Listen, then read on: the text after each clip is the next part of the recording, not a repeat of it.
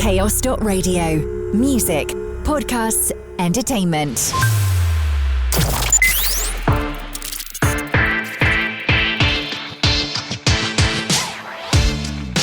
Hello and welcome to the latest edition of NEWSWAVE, written, produced and recorded in the heart of Cornwall by the team here at Chaos Radio. I'm your host, Tom Howe, and I'll be guiding you through some of the insightful guests and exciting news contents that we've enjoyed across Chaos Radio this past week. On today's show, we join Will Burt, manager of St Austell's White River Cinema, which has become the first in the southwest to introduce cutting-edge smart glasses technology, making film more accessible than ever for the hard of hearing community. We check in with Charlie Furness, an energy advisor from Community Energy Plus, who, with prices rising from the 1st of October, discusses practical tips, support options and advice on how best to prepare for the months ahead. As well as that, we take a trip to the brand new Lifehouse Community Hub in Truro, a purpose-built, fully accessible space next to All Saints Highertown Church. We hear from Cornish residents Martin and Sarah Fowler, who have released a brand new album created especially for Cornwall. And we welcome artists Andreas Dropper and Jacob Terry, alongside owner of the Palladium Club, Ben Nye, who have come together to co-found Pally Records, a new record label which aims to provide a local and accessible platform for artists. NEWSWAVE. But first this week, St Austell's White River Cinema has become the first in the southwest to introduce cutting-edge smart glasses technology, making film more accessible than ever for the hard of hearing community. I visited Will Burt, manager of White River Cinema, to learn more. NEWSWAVE. So we're here at White River Cinema with Will Burt, introducing a new nifty piece of kit to make movies more accessible for people in the local area.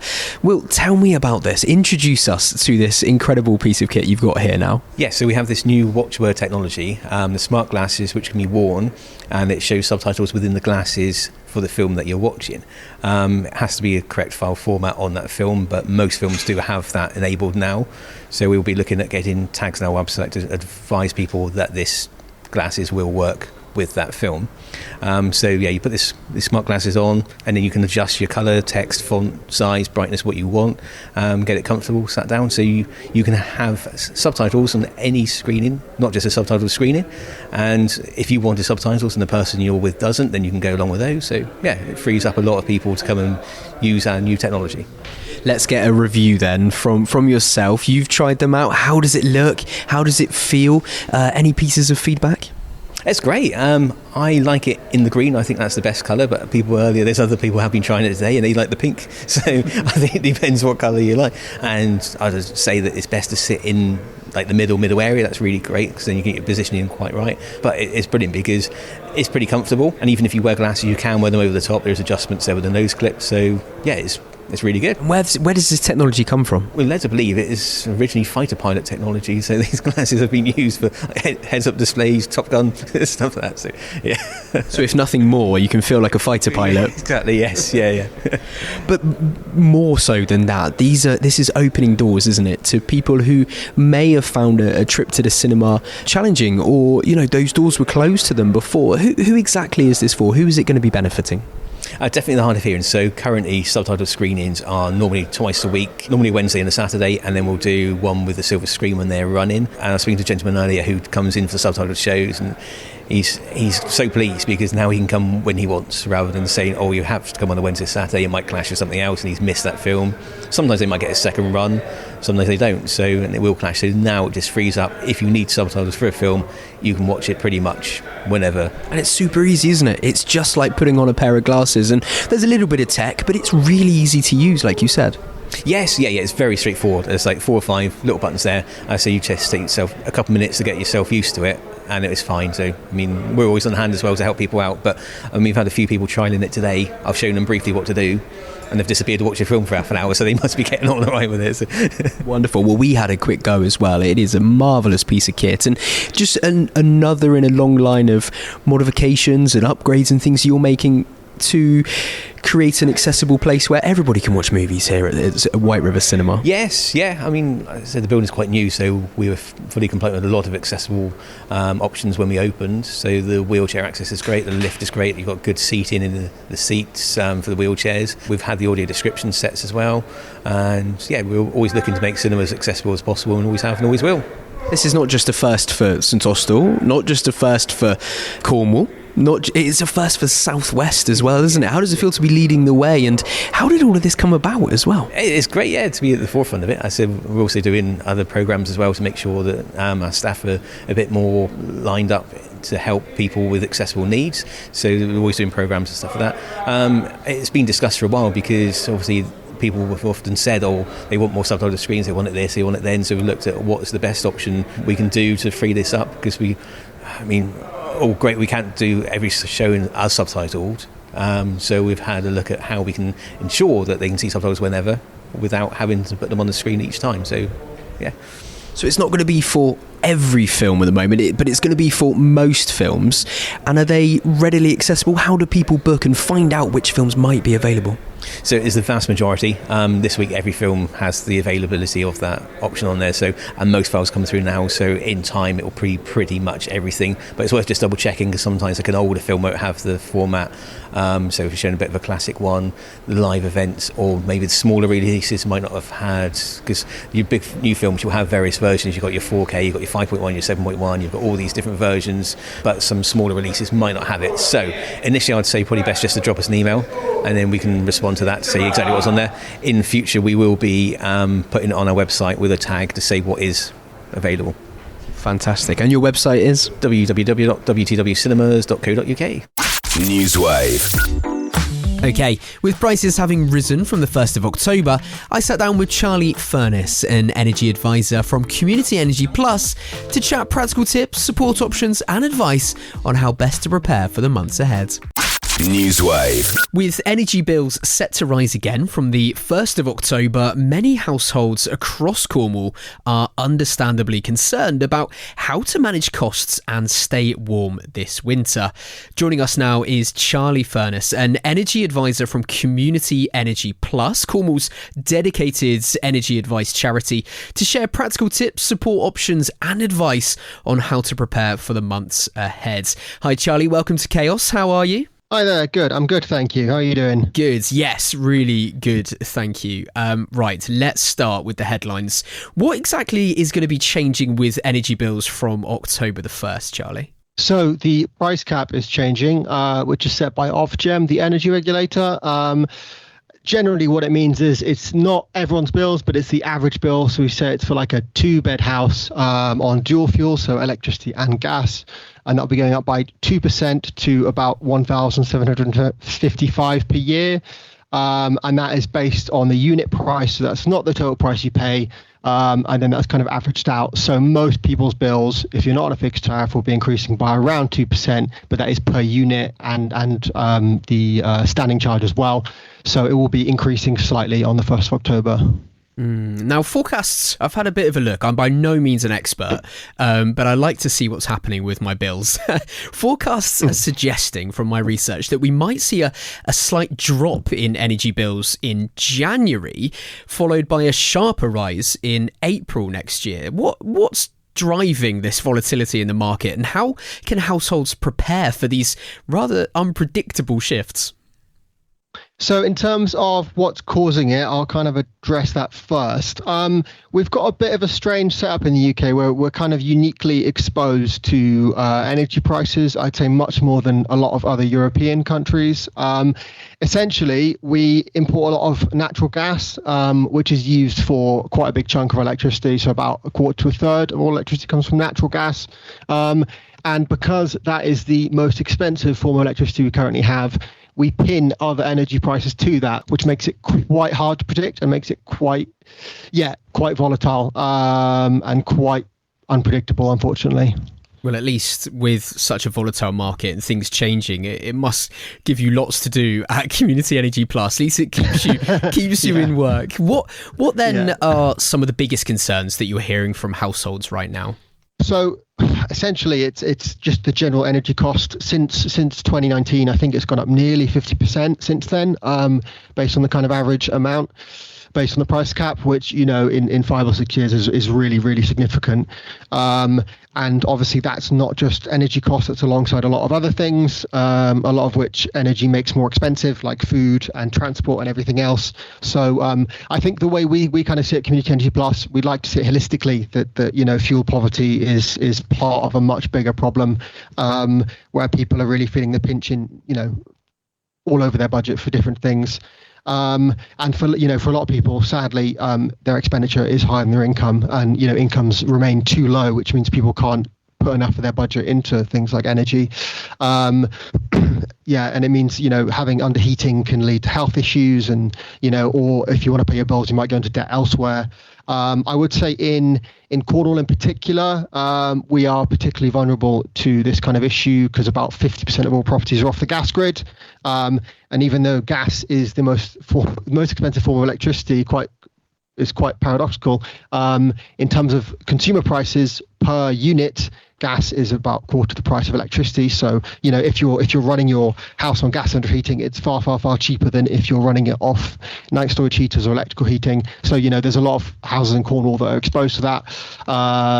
In addition to that, we have some of the oldest housing stock in the UK. So a lot of the houses are poorly insulated, drafty, are kind of more vulnerable to damp and cold. So you put those two things together, and it's a bit of a toxic cocktail, unfortunately. And that also feeds into another big concern we get is damp and mold. But that's kind of a symptom of the other problems that underheating can lead to damp and mold, and then having an older property can make you more vulnerable to damp and mold, and that kind of feeds back into the question of health and staying healthy and staying warm enough. So yeah, it's all linked in a strange way, all the problems. Because there's so many things to think about, isn't there? Let's change tact a little bit and talk more positively. What kind of support then does Community Energy Plus offer to people that are struggling with their energy costs? Yeah, so our main kind of function is to provide advice. That is we take a holistic approach. So we look at lots of different advice that could be beneficial to people. Can be quite simple things like behavioural advice, and then alongside that we can do much more in-depth advice, looking at insulation, heating improvements, which can help people's kind of thermal comfort in their homes.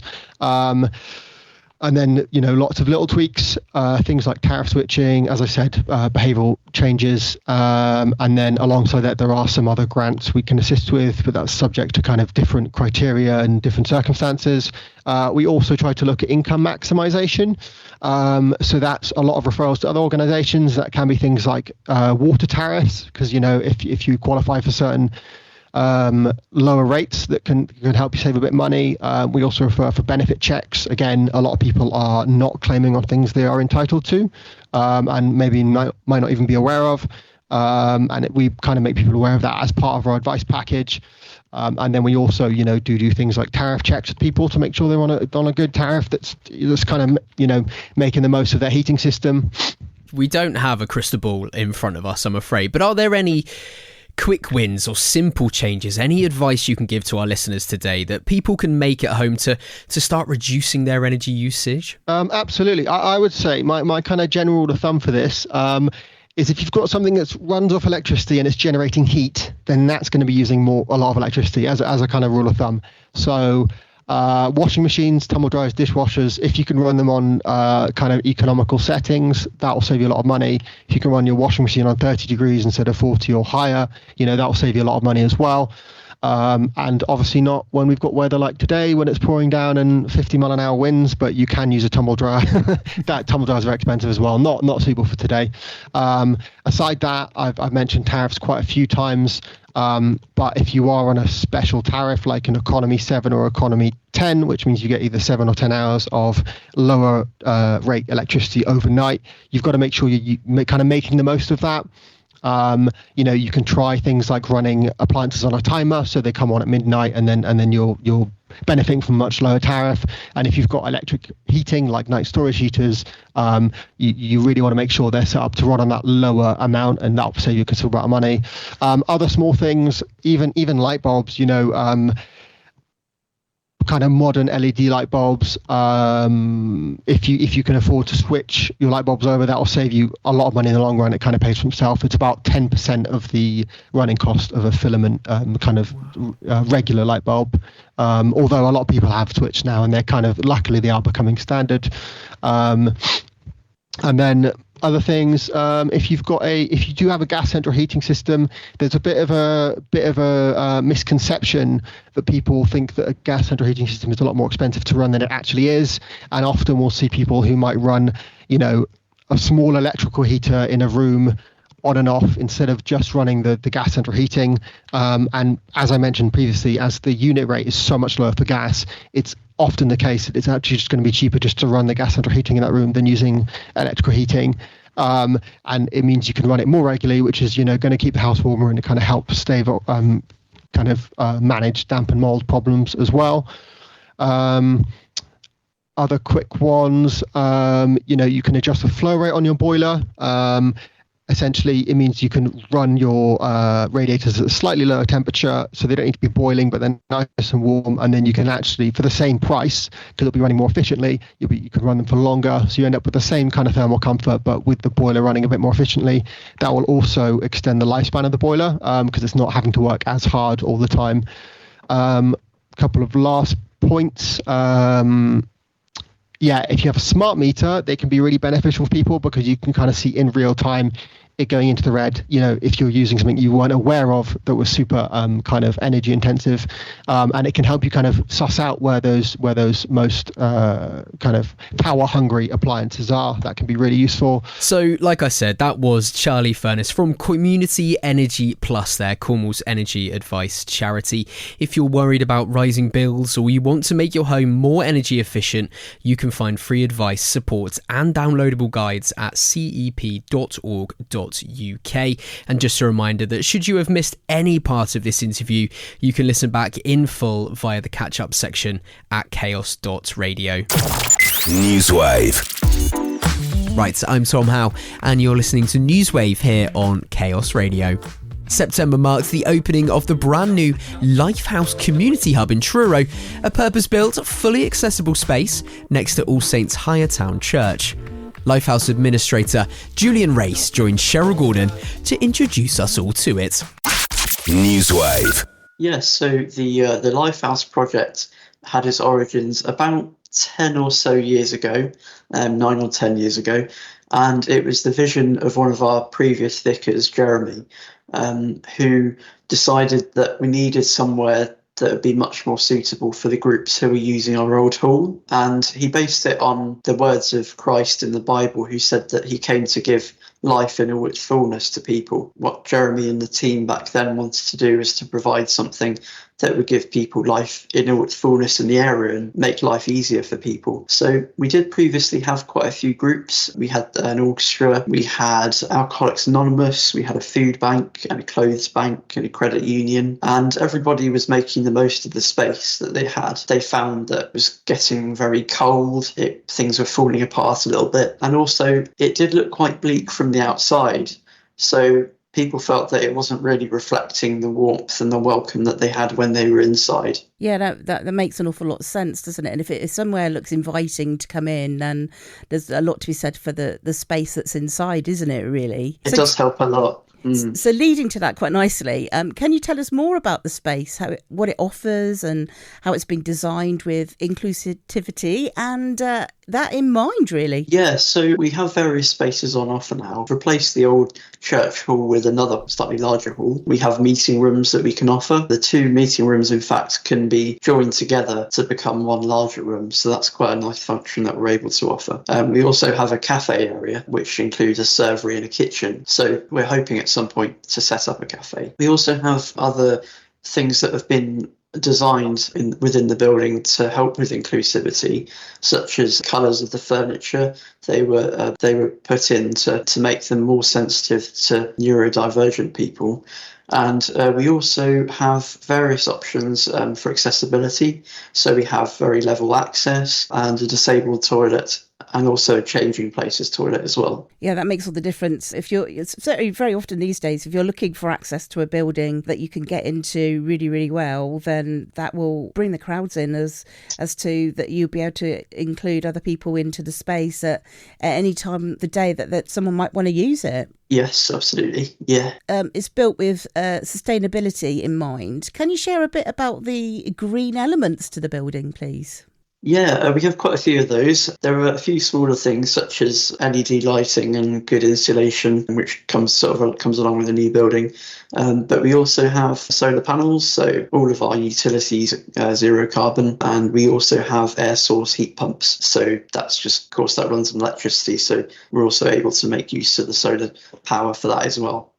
Especially on a day like today when it's really sunny, it makes all the difference, doesn't it? Really? Yes. Well, I think at the moment they're working a bit too well, so we're having to turn it down to make sure it's not too warm in there, especially for the sort of fitness and dance groups and things like that. Oh, yes. Yeah. But we do have doors that we can open, so that helps. Just go back to the cafe space. What type of atmosphere do you plan to sort of hopefully create within that space? Because, quite often community cafes can bring an awful lot of people who might be sort of living on their own or got that comfort throughout the winter, maybe sort of like a warm room. How do you hope that might transpire? Yeah, well, it's exactly that, in the sense that we want to be able to offer a space for people who perhaps feeling a bit alone, and we would like it to be warm as well, as you say. So that's something we're pleased we're able to offer. We'd like it also to have a welcoming atmosphere there as well. We're planning to have a cafe running at some point with volunteers running that to provide sort of teas, coffees and cakes. And amazingly, I found out only very recently that we're going to be the only cafe in that long stretch of road between the hospital and the main town, unless someone has a cafe we're not aware of, in which case they're welcome to shout at us and tell us we've got that wrong. But we don't know of any, so we think we're going to be the main offering there. So yeah, hopefully warm and welcoming for anyone going down that road and who lives in the area. Yeah, definitely. The journey to get there hasn't been easy, has it really?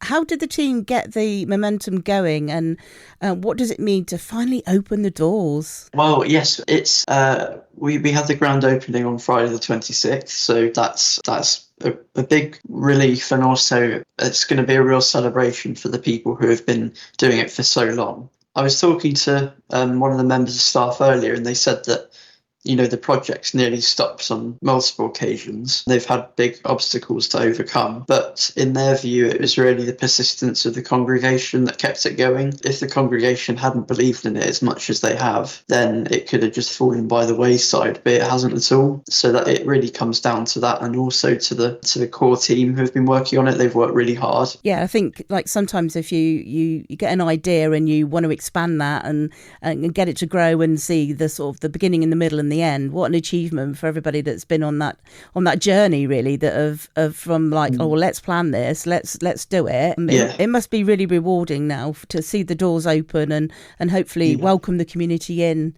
to your space. Yeah, it's amazingly rewarding for the people who've been like working really hard to run it and to keep it going. Yeah, and great to know that May Future Cafe that will bring more people in, and being the one and only, that'll be perfect, won't it? Really? It'd be nice. Yeah. We are encouraging people to contact us if they'd like to volunteer. That could involve various roles, really. We have the cafe, which I mentioned, so for serving refreshments, but also cleaning is another thing, just helping us to keep it nice and new, and also meet and greet, really. We're hoping that when people are coming into the cafe, they'll be able to be met by somebody who's happy to chat with them and just welcome them, and that's gonna, that would make a real difference to make sure that it really does feel that welcoming. And also sort of everybody spreading the word about what an exciting new place it is for people to be able to use. And community means everything to a lot of us in Cornwall, doesn't it, in so many ways. And I see that there's going to be great opportunities for you to make that happen, because you've got that drive, you've got that determination as a group of people. It sounds brilliant. Julian, it's been an absolute pleasure having a chat with us here on Chaos. Before you go, is there anything else you want to share with our listeners? Yeah, so we have a Christmas fair coming up in early December. So if you would like to come along and see the new space, if you haven't already by then, and perhaps see some Christmas crafts and have a festive snack and drink, then I'd encourage people to come along. So keep an eye out on our website or social media for for early December, probably on a Saturday. And then we'll have other community events, so perhaps knit and natter and similar things like that. So keep an eye on our website.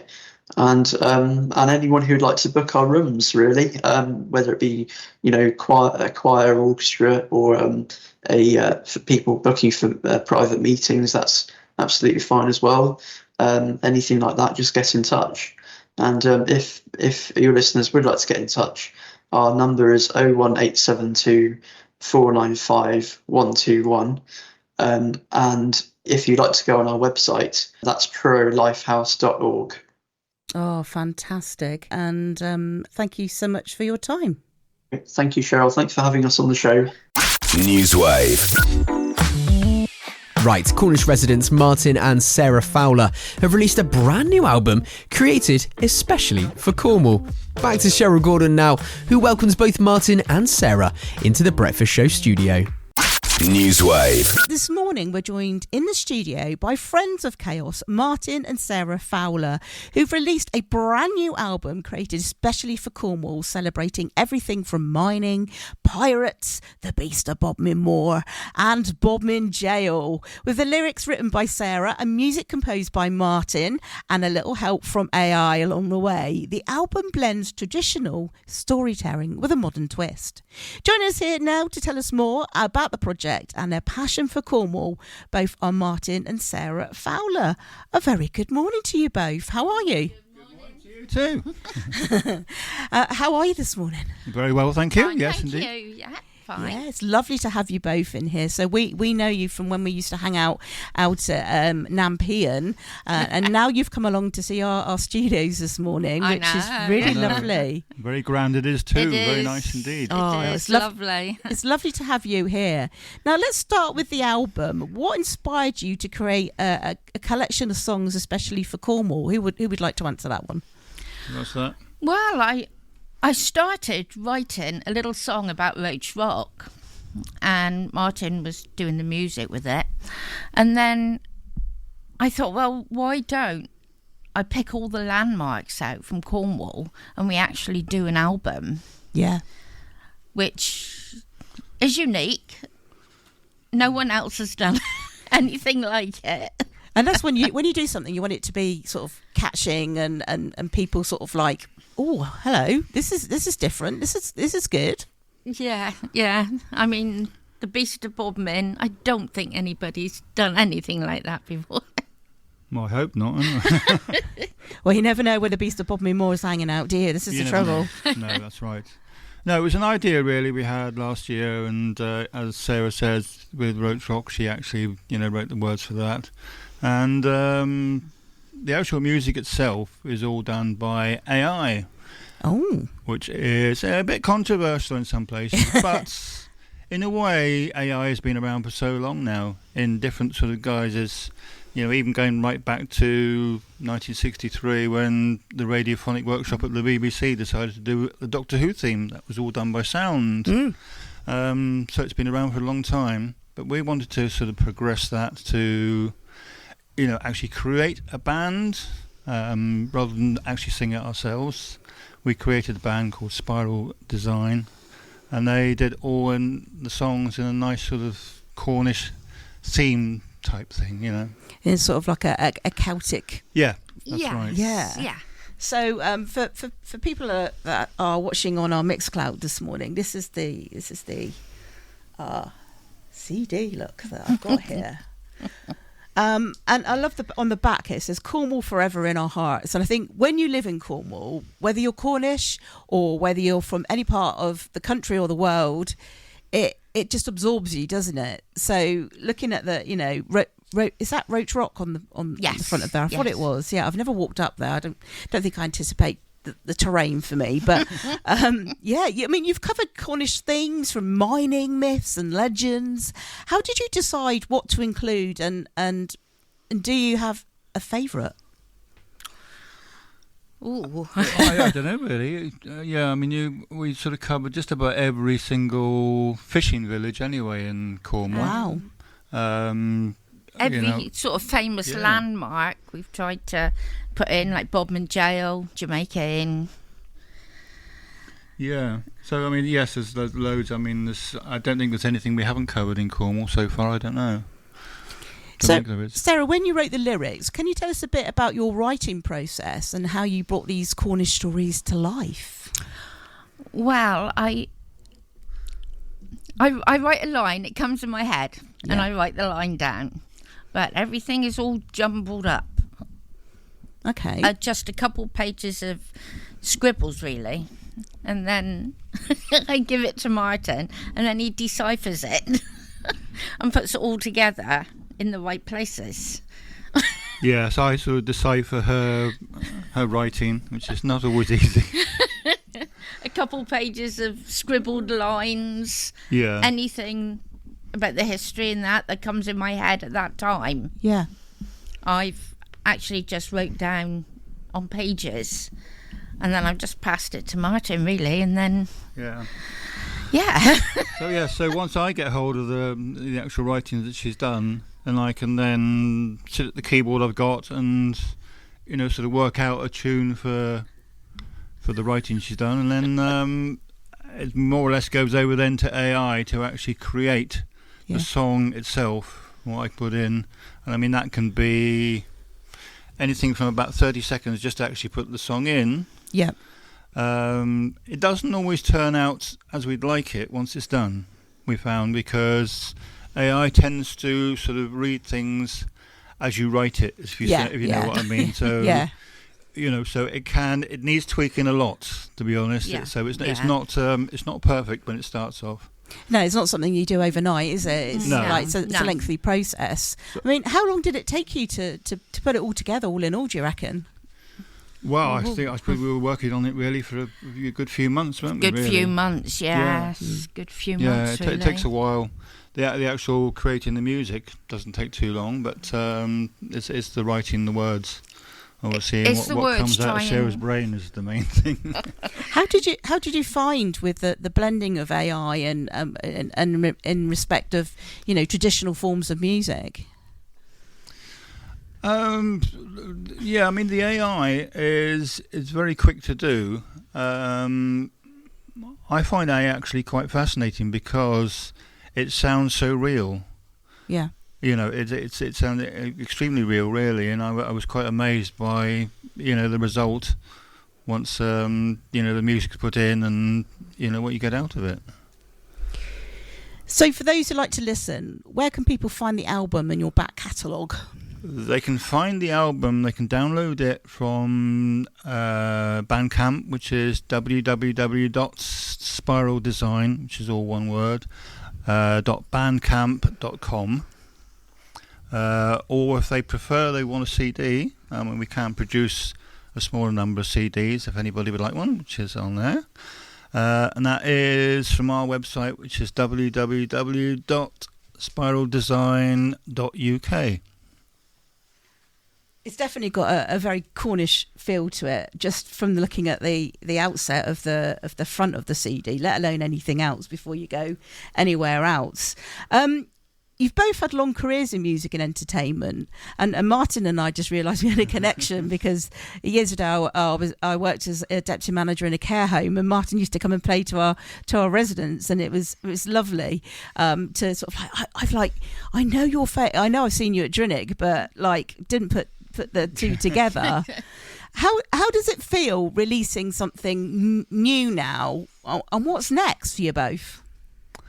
I don't really know what we could do next, really. I don't really know. Sky's the limit, isn't it? Well, yeah, I mean, the sky's the limit with this AI stuff anyway. But, I mean, we still do our own songs as well, don't we? So, because we both Still of us. cover the rock and roll and... Yeah, we still do the rock and roll for, different places if they ask. Yeah. Although we're sort of officially retired from that now, but we still will get our ears bent now and again to do the odd gig. Do the odd one, Dragged out of retirement. So, which is fine. We don't mind. We don't mind that. We don't mind that. No. Oh, it's lovely. It was really lovely to see you both again. I hope this does really well because it's very exciting. And let's give you one more lick. Look. There you go. We've actually done this in conjunction with the Cornwall Air Ambulance because we wanted to raise money for them as well. So in actual fact, any profit we make actually from the album, with people buying it, will go to the air ambulance. Oh, that's amazing. Yep. And I think, we speak to them very regularly and they are constantly now raising money to keep both afloat, which is quite something, isn't it, to have it? I mean, it's an incredible... Yeah, having 2 helicopters to run is quite a challenge. Yeah. It's actually fun. So, we thought we'd do our bit and, raise money for them through the album. So, hope it's all good. Is there anything else you want to share with us before we release you into the world of Bob Min Moore and Bob Min Jail? Yes. We've got to go and see the Beast and then go to jail afterwards. Yes. Yeah. Yes. I don't think so. Yes. No. Oh, it's been really lovely. Thank you for popping in and seeing us. Well, I and hope chatting to us everybody about enjoys that. it anyway if they have a listen. And, Yeah. Superb. All right, have a great rest of your day and hope to see you again soon. Yeah, thank you very much. Thank you very much. It's our pleasure. There you go. Big thank you to Martin and Sarah Fowler for joining us in the studio this morning. You can listen to their new album created especially for Cornwall by visiting martinsarahfowler.bandcamp.com. NEWSWAVE. Last but by no means least this week, the Palladium Club, a grassroots music venue in North Devon, has announced the launch of Pally Records, a new record label which aims to provide a local and accessible platform for artists. The label will be hard launching next month with the recording of 2 back-to-back live albums, with ticket sales going towards the label to record and release the records.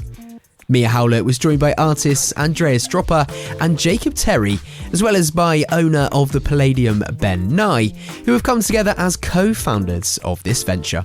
They began the conversation by sharing how the idea came about. NEWSWAVE. Recently, I've released 2 live acoustic albums solo and used recordings from the desk here at Palladium Club to do that. And I just thought, well, why aren't we offering this to other people?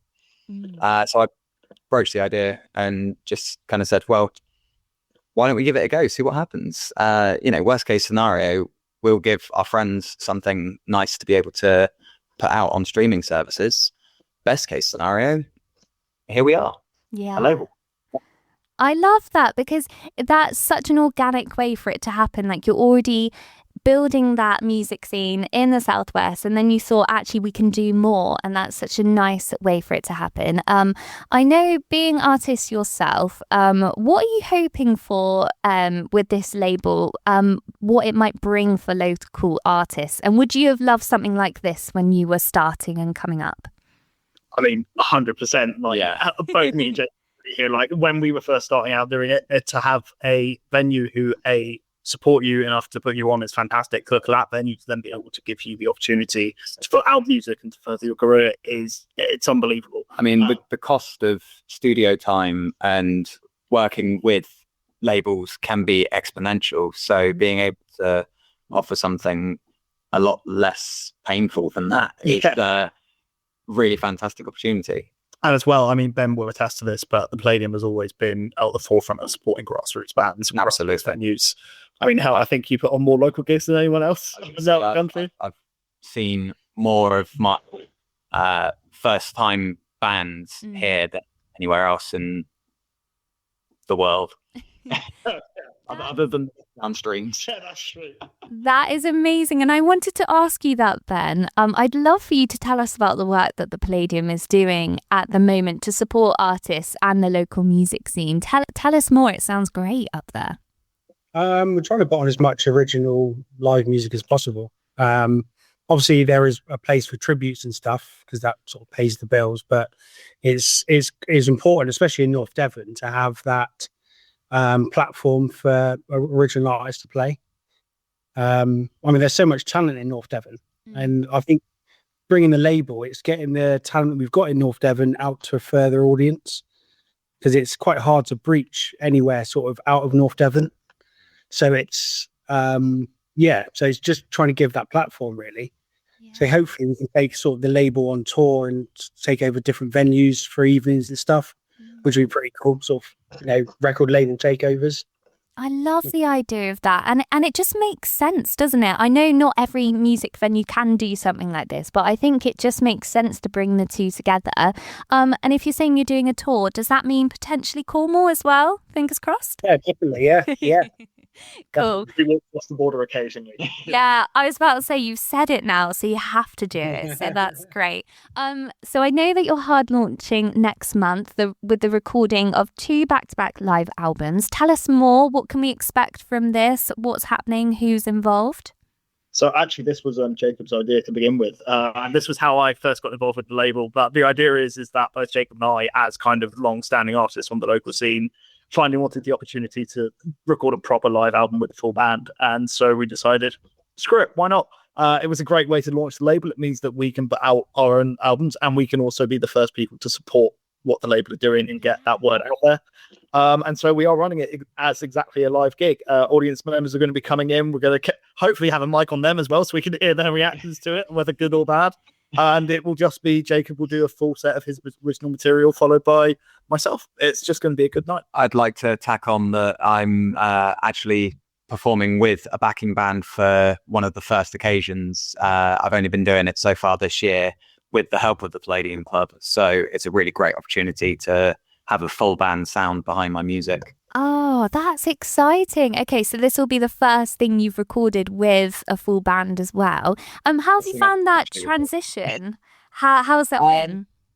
It's been interesting. Having other people to fall back on when I'm not as confident in a song is a real experience for me, because I write emotionally driven songs, and so having someone there on stage kind of looking at me going, it's all right, carry on, really give it 110, knowing that we've got you, is a real comfort. And performing on stages like the Palladium, where the community that are watching are also really kind and considerate, is a big help to me, because it means I'm less anxious on stage, so I'm able to give more in my performance as a result.